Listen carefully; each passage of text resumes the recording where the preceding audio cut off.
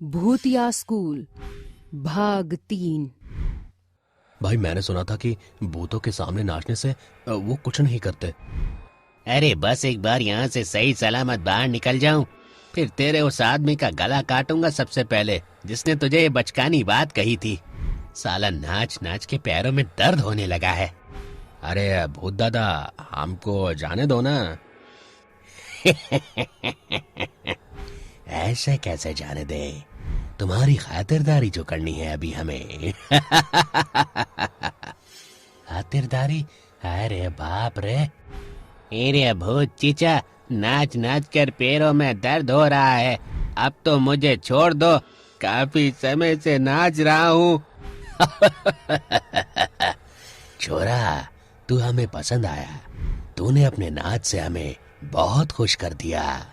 चलो कम से कम ये खुश तो हुआ, मैं बच गया, अब मैं यहाँ से जा सकता हूँ।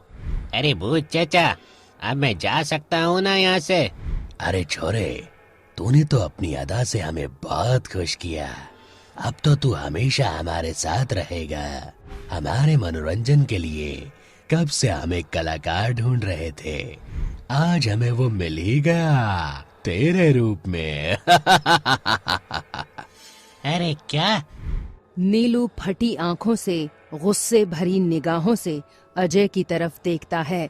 अजय रोते हुए मुंह बनाकर अपने कानों पर दोनों हाथ रखकर, मुझे क्षमा कर दे यार नीलू, मुझे नहीं पता था कि ये भूत इस तरह पलट जाएगा। अब तू ही हमें इस भूत से बचा ले। अब तुम तीनों का अंतिम समय आ गया है। इधर गांव वाले बाबा से कहते हैं, बाबा कुछ करिए, कैसे भी करके हमारे बच्चों को इन भूतों से बचा लीजिए। बाबा हाथ में एक धागा लेते हैं और उस धागे पर मंत्र पढ़कर उस धागे को स्कूल के गेट पर बांध देते हैं। बाबा इस धागे से क्या होगा? आपने धागा इस गेट पर क्यों बांधा? इस धागे की ताकत देखना चाहते हो? 10 में 8 मिलाओ तो होते हैं 18, कुछ नहीं बिगाड़ सकता हमारा ये लाल धागा। अच्छा, तुम्हें अपनी शक्ति पर इतना भरोसा है तो ठीक है, अब एक बार इस धागे को हाथ लगा कर तो दिखाओ। अरे क्या कर रहे हो भूत, ये बाबा हमें फंसाने की कोशिश कर रहे हैं, इनकी बातों में मत आना। अरे डरता क्यों है, बाबा ने हमें चैलेंज किया है, चल अभी चलकर इस धागे को तोड़ देते हैं। दोनों भूत मिलकर जैसे ही गेट के ऊपर का लाल धागा तोड़ने की कोशिश करते हैं, तभी दोनों भूतों को एक जोरदार झटका लगता है और वो दोनों भूत बहुत दूर जाकर गिरते हैं। मैंने तुझसे कहा था ना भाई, ये बाबा हमें फंसाने की साजिश रच रहा है। बाबा स्कूल का गेट खोल देते हैं। चलो अब सब मिलकर इन भूतों की धज्जियां उड़ाते हैं। बाबा, उस चपरासी रूम में हमारे बच्चे बंद हैं, हमें वहीं जाकर सबसे पहले बच्चों को बाहर निकालना होगा, वरना वो भूत बच्चों को वहीं मार देगा। बाबा अपने हाथ में लाल धागा लिए आगे बढ़ते जाते हैं। सारे गांव वाले मिलकर बाबा के साथ चलते हैं। भूत जैसे ही बाबा को आगे बढ़ते देखते हैं, वो डर के मारे पीछे सरकते जाते हैं। बाबा जैसे ही चपरासी के रूम के अंदर जाते हैं, वो भूत बाबा के हाथ में लाल धागा देखकर डर जाता है। सारे गांव वाले मिलकर बाहर खड़े थे। सारे लोग यहाँ कैसे आ गए और ये बाबा यहाँ कैसे? अब तुम सब भूतिया लोगों का अंत ये बाबा करेंगे। बच्चों को छोड़ दो, नहीं तो मैं तुम्हारा यहीं सर्वनाश कर दूंगा। आगे मत बढ़ना, वरना मैं इन सारे बच्चों की गर्दन काट दूंगा। बाबा लाल धागा लिए भूतिया सरदार के सामने जाते हैं। वो भूतिया सरदार धीरे धीरे पीछे सरकता जाता है। तभी वो बाबा सारे बच्चों को कमरे से बाहर निकाल देते हैं। कमरे में बाबा उस भूत के साथ अकेले थे। तभी वो भूतिया सरदार बाबा को जोरदार धक्का देता है और कमरे से बाहर आकर कमरे का दरवाजा बाहर से बंद कर देता है और बाबा को कमरे में ही बंद कर देता है। सारे गांव वाले ये देखकर हैरान हो जाते हैं और सब जोर जोर से चिल्लाने लगते हैं। तभी वो सारे भूतिया लोग सारे गांव वालों को घेर लेते हैं। अब तुम सब कैसे बच पाओगे? हम सारे भूत लोग इस स्कूल से बाहर नहीं जा सकते। बाबा ने तुम्हें बचाने के बजाय उल्टा तुम सबको हमारे कब्जे में दे दिया। अरे इन भूतों ने तो बाबा को ही कमरे में बंद कर दिया। अब हमें किसी भी तरह इस स्कूल के गेट के बाहर निकलना होगा, तभी हम इन भूतिया लोगों के हाथों बच पाएंगे। हम तुम्हें यहाँ से जाने देंगे तब तुम बच पाओगे ना। अब सारे गांव वालों को बचाने का केवल एक ही रास्ता है। मुझे वापस से इन भूतिया लोगों के सामने नाचना होगा और इन सब भूतों का ध्यान भटकाना होगा, तभी सारे गांव वाले सही सलामत इस स्कूल से बाहर निकल पाएंगे। तभी नीलू दौड़ता हुआ चपरासी रूम के पास जाता है और वहाँ पर नाचने लगता है। सारे गांव वाले उसे देखकर हैरान हो जाते हैं। अरे नीलू को क्या हो गया? ये ऐसे नाचने क्यों लग गया? पिताजी, नीलू की एक तरकीब है हमें यहाँ से बाहर निकालने की। कैसी तरकीब पुत्र? मैं समझा नहीं। पिताजी, नीलू का नाच भूतिया सरदार को बहुत अच्छा लग रहा है। वो नीलू के नाच से बहुत खुश होता है, इसीलिए नीलू इन भूतों का ध्यान भटकाने के लिए वहाँ नाचने लग गया ताकि हम सब इस स्कूल के गेट के बाहर जा सके। नीलू का ये सुझाव तो बहुत अच्छा है, पर इससे नीलू अकेला ही भूत के हाथ में फंस जाएगा। गांव वालों, आप चिंता न करो, नीलू उन भूतों के हाथों से बच जाएगा। इस समय हमारा यहाँ से निकलना जरूरी है। हमें कैसे भी करके इस गेट के पार जाना होगा, तभी हम इन भूतिया लोगों के हाथों से बच पाएंगे।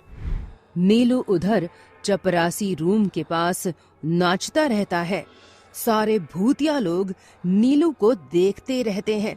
तभी इधर सारे गांव वाले चुपके से दौड़ते हुए गेट के बाहर निकल जाते हैं। अच्छा, तो इस नीलू ने अपनी चालाकी से इन सारे गांव वालों को स्कूल से बाहर निकाल दिया। अपना नाच दिखाकर इस नीलू ने हमें बेवकूफ बनाया। अब हम इस नीलू को जिंदा नहीं छोड़ेंगे। नीलू चपरासी रूम के पास भागने लगता है। तभी भूतिया सरदार एक खंजर नीलू के पैरों में मार देता है, जिसके कारण नीलू बहुत जख्मी हो जाता है और वो वहीं जमीन पर गिर जाता है। नीलू चिल्लाने लगता है, दर्द के मारे तड़पने लगता है। अरे इस भूत ने तो नीलू के पैर पर ही वार कर दिया। नीलू तो बहुत जख्मी हो गया, अब वो कैसे बाहर आ पाएगा? उठो बच्चा नीलू, उठो। तुम दरवाजे के पास ही हो, बस हिम्मत करके दरवाजे की कुंडी खोल दो, फिर देखना मैं इन भूतों का क्या हश्र करता हूँ। उठो बच्चा, जल्दी उठो, वो भूतिया लोग आ रहे हैं। नीलू के पैरों में इतना गहरा घाव था कि उससे ठीक से खड़ा भी नहीं हुआ जा रहा था।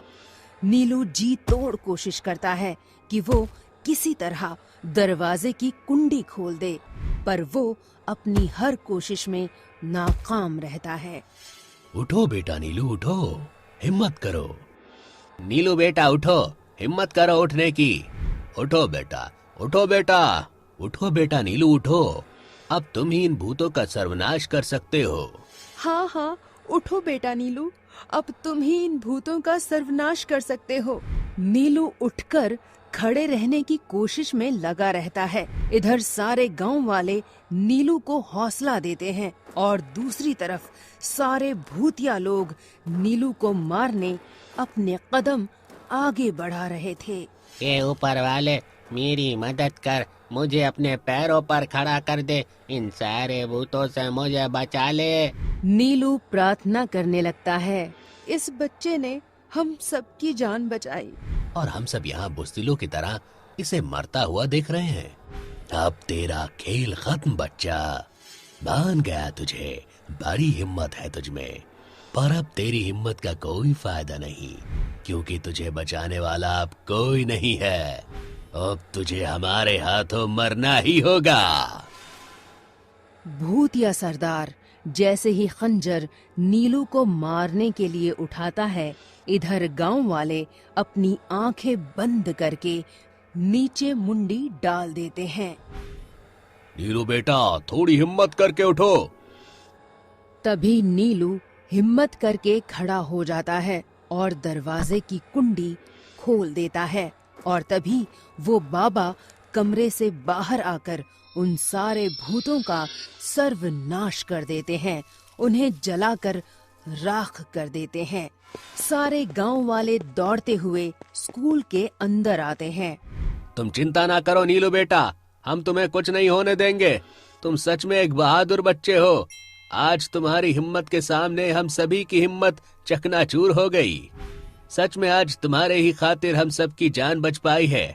हम सदा तुम्हारे आभारी रहेंगे। अरे, हमें तुरंत नीलू को किसी अस्पताल लेकर जाना होगा, इसका इलाज करवाना होगा। इसके पैरों से बहुत ज्यादा खून बह चुका है। हमें तुरंत नीलू का किसी अस्पताल में इलाज करवाना होगा। इसके पैरों से बहुत ही ज्यादा खून बह चुका है। सारे गांव वाले मिलकर नीलू को एक बड़े अस्पताल में ले जाते हैं और वहां पर उसका इलाज करवाते हैं। कुछ ही दिन बाद नीलू ठीक होकर वापस अपने घर आ जाता है। इसी तरह नीलू की सूझबूझ और हिम्मत के कारण सारे गांव वालों की जान बच पाई और उन भूतों का हमेशा हमेशा के लिए खात्मा हो गया।